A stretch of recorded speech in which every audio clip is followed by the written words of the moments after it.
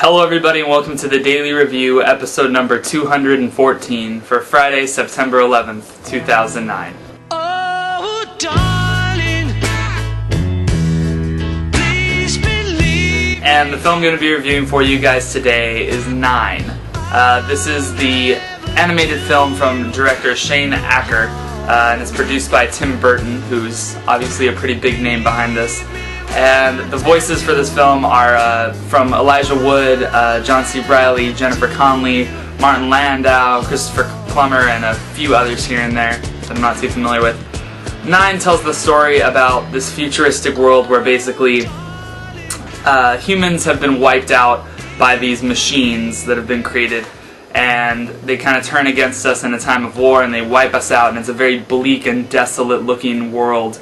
These 9 kind of sack puppet looking things have been created, and they're kind of the only hope that humanity has left, or the only hope for a better peaceful world if they can stop these robot dinosaur monster looking things from taking over everything and destroying everything. 9 is it's a cool little film. There's a few things people should probably know going into 9. One is that it's from Shane Acker, who is a director who made a short film version of this. It's about 10 minutes long. You could probably look it up on YouTube. And the 10-minute version of this of the short is basically this film condensed to 10 minutes, and it almost tells the same exact story. And it's completely dialogueless. There's nobody speaking anything in the short film. And this film, 9, is only 79 minutes long. And even though there is dialogue in the film, a lot of it is very quiet. I realized in the very beginning of this film I was watching it, and there's a voiceover that happens, and then after that voiceover, there's probably no dialogue for like another 5 to 10 minutes, and I remember thinking, wow, this is a pretty bold move for an animated film to be doing this. I know WALL-E did that obviously superbly for the first like 44 minutes or whatever that was. But he does it very well, and he kind of depicts this future as very bleak and it's dark. This film is not a family-friendly animated film. There's a lot of violence.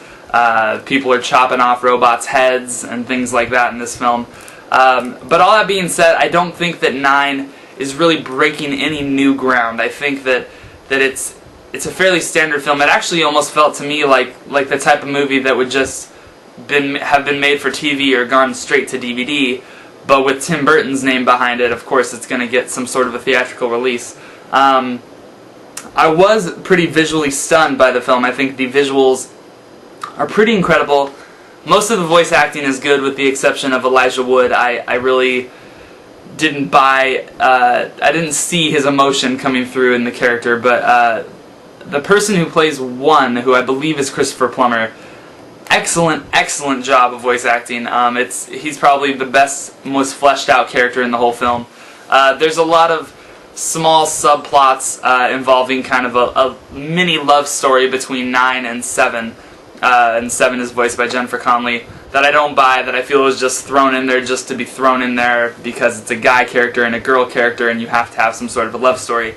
There are some moments in 9 though that I think are absolutely gorgeous and stunning, and I think it's hard to just completely dismiss this film for those reasons. There's one scene in particular where probably within the last 20 minutes of the film, and they basically blow up this entire building, and the 9 all think that they've destroyed these creatures, and they find an old record that's playing Somewhere Over the Rainbow, and the record player doesn't work, so 2 of them are basically running on the record to make it spin. And the scene is playing, and you start to see one of the big, humongous robot creatures emerge from the shadows, and there's no audio except for Somewhere Over the Rainbow, and it's so contrasting to what's going on, and it's just so beautiful and so well done. And that scene alone, I was like, this movie has something that others don't. It has that certain quality. I think by the end of 9, it's very generic. The ending is kind of hopeless, I want to say. It's not really gonna deliver this humongously drawn out message, but I think that the message that it delivers is very bleak and kind of sad. I liked 9. I didn't love 9. I think there were plenty of better animated films that have come out this year. Up being one of them, Coraline, Ponyo even, I would say, is up there.